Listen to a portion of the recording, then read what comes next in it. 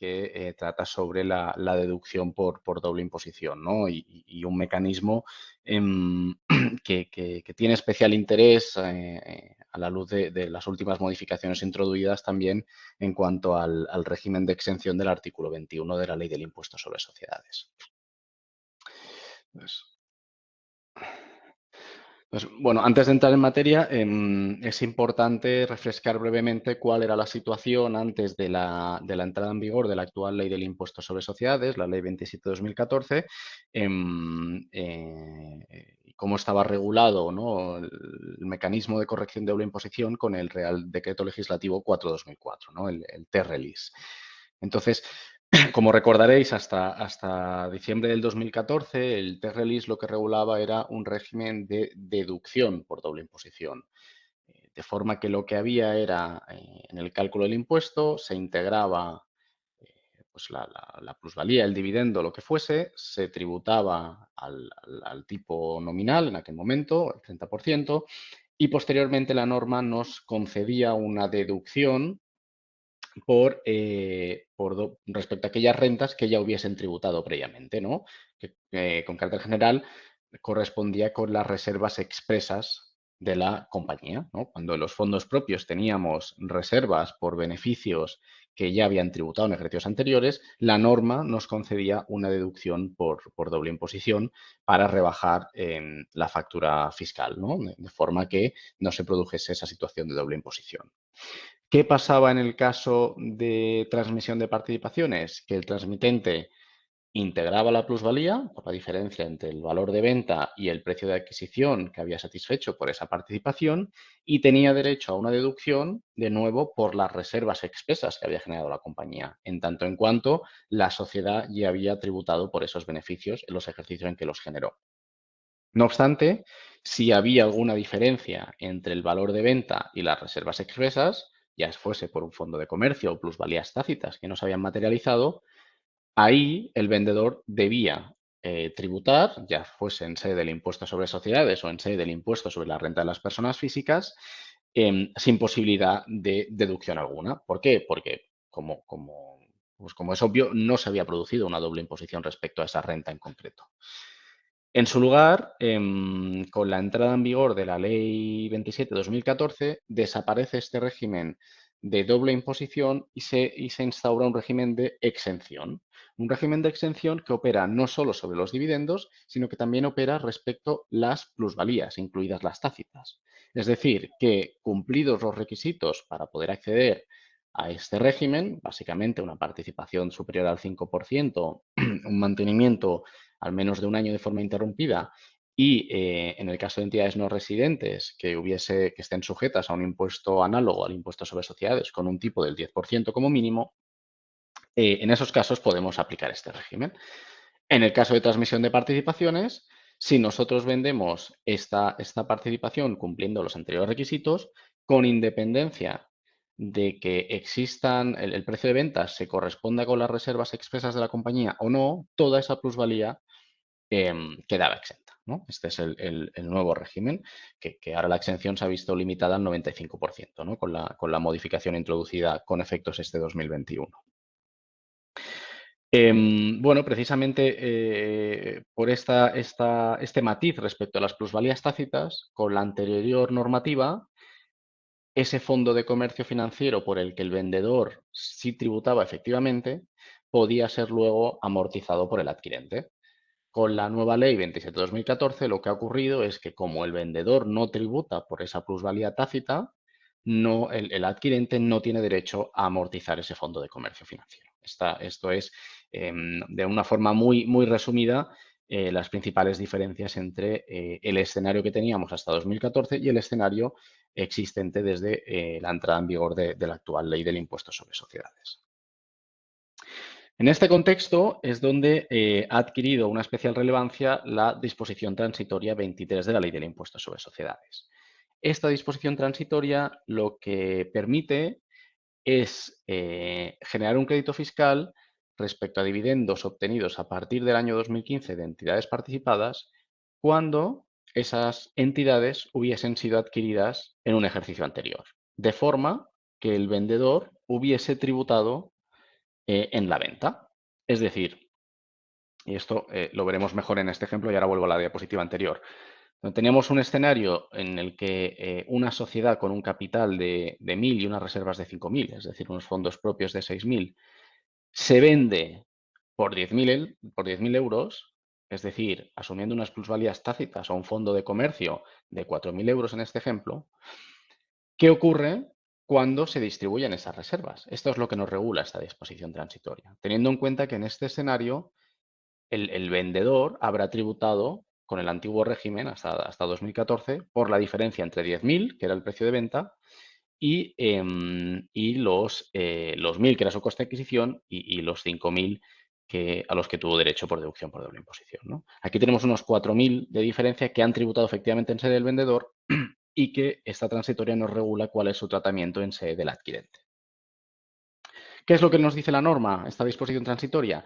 Es que esos dividendos que distribuyamos a partir de 2015 y que se correspondan con plusvalías por las que el transmitente hubiese tributado con anterioridad, no aplican el actual régimen de exención del artículo 21, sino que van contra coste, un menor coste de adquisición de la participación, y en segundo lugar, que permiten generar una deducción por doble imposición de las del antiguo régimen del impuesto sobre sociedades.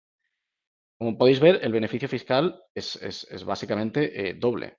Por un lado, recuperamos el gravamen que efectivamente soportó el transmitente, ¿no? Porque oye, generó una plusvalía por la que tuvo que tributar, ya sea en el impuesto sobre sociedades o porque no había un régimen de exención pleno como hasta ahora, o bien en su IRPF, ¿no? Como una alteración patrimonial. Y por otro lado, como este dividendo nos dice la norma expresamente que va a contracoste, esto quiere decir que no tenemos un ingreso en nuestra contabilidad y, por lo tanto, evitamos la limitación a la exención que ha establecido el Gobierno con efectos 2021. De forma que ese 1,25% de tributación efectiva que actualmente tenemos sobre dividendos y plusvalía lo evitamos a través de esta disposición transitoria. ¿Cuáles son los requisitos para aplicar esta disposición transitoria? Son los que os enumeramos en estas slides y de forma muy resumida. El primer requisito y más evidente es que se hubiese adquirido esa participación en cuestión con anterioridad a 2015, de forma que tengamos certeza de que esa eventual plusvalía hubiese podido quedar grabada en sede del vendedor. Si no, no habría doble imposición y no podemos aplicar este régimen de deducción. En segundo lugar, es que deben ser participaciones que tengan derecho al actual artículo 21 de la LIS. Es un tema de discriminación objetiva, ¿no? Una participación del 1% no podrá nunca beneficiarse de este régimen, pero si se adquirió una participación de más del 5%, entonces objetivamente podremos estar en el ámbito de esta norma. Los últimos dos requisitos están vinculados a la tributación efectiva. Es decir, no solo la adquisición tuvo que ser previa al ejercicio 2015, sino que además debe haber una diferencia positiva entre el precio de compra de las acciones y el precio de adquisición que tenían los vendedores, como veíamos antes, ¿no? Oye, una constitución de una sociedad por 1.000 euros, que ahora vendo por 10.000, ahí hay una plusvalía. Con lo cual ese es el requisito. Y el último requisito, y posiblemente el más relevante, es que debemos probar nosotros, adquirentes, debemos probar que ese vendedor tributó efectivamente por la plusvalía. Y cuando decimos tributar, ya la veremos porque hay matices, no basta con asumir que había una plusvalía y que ese señor debería haberla integrado en su declaración de impuestos, sino que debemos probar por cualquier medio admitido en derecho que efectivamente se integró esa plusvalía y que de la misma se derivó una cuota a ingresar. Cumplidos estos requisitos, como anticipaba, lo que tenemos es derecho a una deducción del 100% de la cuota íntegra que hubiese correspondido al dividendo que ahora recibimos, al tipo vigente en el periodo impositivo, que actualmente es un 25%, ¿no? Es decir, tendríamos una deducción por doble imposición equivalente al 25% del dividendo que ingresamos. Pero hay una serie de excepciones, ¿no? Como anticipaba, la deducción por doble imposición recae todo sobre la idea de que ha habido una tributación previa por parte del transmitente y, por consiguiente, en aquellos casos en los que el transmitente no integró plusvalía, ya fuese porque aplicó algún tipo de incentivo fiscal o algún otro tipo de deducción, ahí no vamos a ser o no vamos a estar acreditados para poder aplicar esta deducción. Entonces, el primer caso y el que es evidente es que no se puede acreditar una nueva deducción por doble imposición cuando esa plusvalía ya tuvo derecho a la propia deducción por doble imposición. Y volvamos al ejemplo de antes, que se verá más claro. En este ejemplo, no sé si veis el cursor, pero en este ejemplo donde teníamos un capital de 1.000 y unas reservas de 5.000, cuando este señor vendió, este señor o sociedad, vendió la participación por 10.000, su plusvalía inicial fue de 9.000 euros, porque su coste de adquisición era el capital que había puesto en la compañía. ¿Qué es lo que pasó? Que al integrar su plusvalía en 9.000 euros, luego tuvo derecho a una deducción de 5.000 euros. ¿Por qué? Porque eran beneficios que ya habían tributado en impuestos sobre sociedades. De forma que su plusvalía grabada efectivamente fueron solo los 4.000 de diferencia. Esos 5.000 en ningún caso nos darán ahora derecho a una deducción adicional en sede del adquirente por los dividendos que reciba, porque ya ahí nuevamente no se ha producido doble imposición. El otro escenario en el que también se ve limitada esta deducción es cuando esa plusvalía, en la parte no cubierta por las reservas expresas, hubiese tenido derecho, por ejemplo, a la deducción por reinversión en beneficios extraordinarios.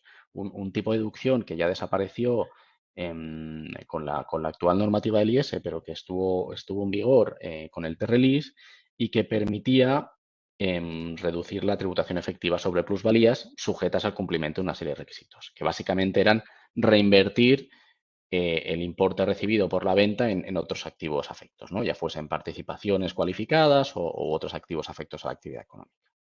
En estos casos, la deducción a la que tenemos derecho no es del 25% del dividendo que recibimos, sino que se limita al 18%, con la idea de compensar esa bonificación en cuota que nos dio la DERBE en el ejercicio en que se aplicó.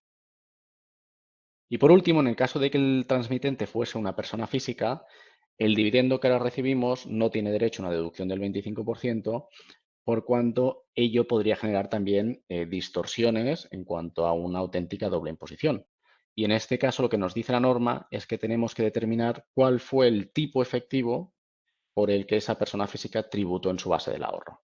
Como sabéis, hasta hace bien poco el tipo máximo de tributación en el IRPF era un 23%, pero anteriormente incluso había sido algo inferior, con lo cual sería necesario determinar cuál fue el tipo efectivo por el que este señor tributó en la venta de la participación y eso será el tipo que nosotros podamos acreditar la deducción en relación con el dividendo que recibimos a partir de 2015.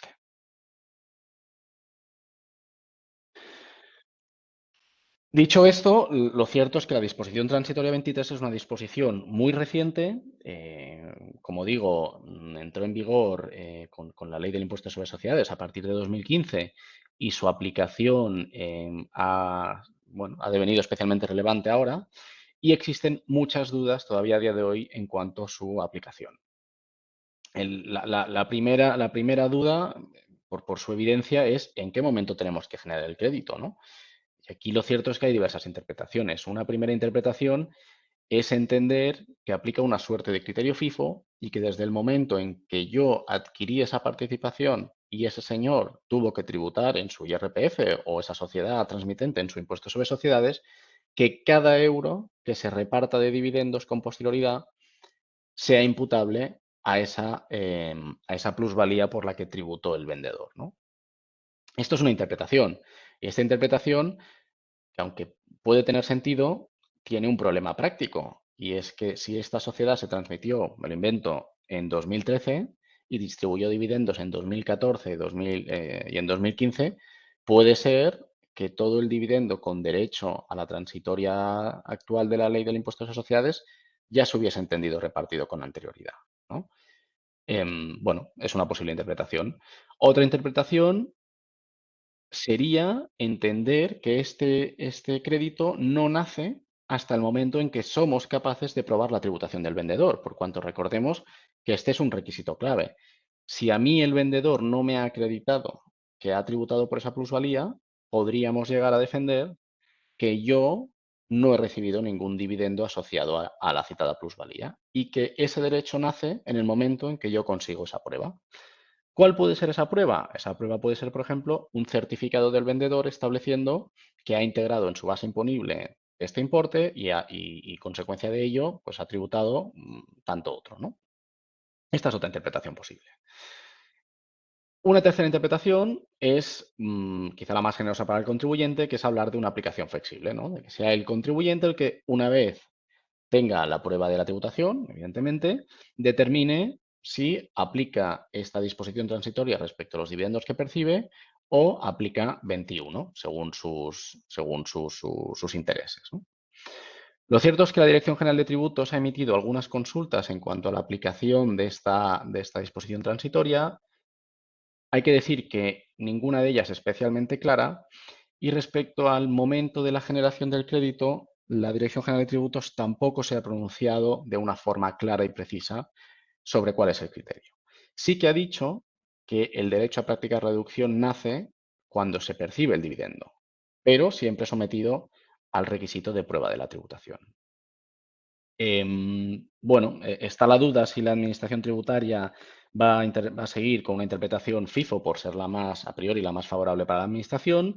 Nosotros entendemos que hay argumentos para defender la segunda interpretación, ¿no? Que es la de una vez reciba la prueba de la tributación, porque es evidente que hasta que no tengo esa prueba, yo no podría aplicar este régimen, ¿no? Previsto en la disposición transitoria.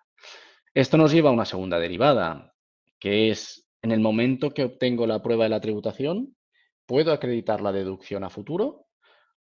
Como si tuviese pues un cartucho, ¿no? Por toda esa plusvalía que integró el vendedor y a partir de ahora cualquier dividendo que reciba podré aplicar esta deducción hasta el citado límite, o en su lugar tengo que hacer rectificaciones de las autoliquidaciones pasadas, ¿no? Supongamos que empiezo a recibir dividendos desde el año 2015 hasta el año 2019. Y es ahora en el año 2020, el año 2021, cuando consigo acreditar la plusvalía por la que tributó el vendedor. Tengo que hacer rectificaciones del impuesto sobre sociedades de los años 15, 16, 17, 18, etcétera, para acreditar esa deducción en esos años y hacer, por tanto, una solicitud de ingresos indebidos. Bueno, pues es otra de las dudas que tenemos y que no ha quedado clara, ¿no?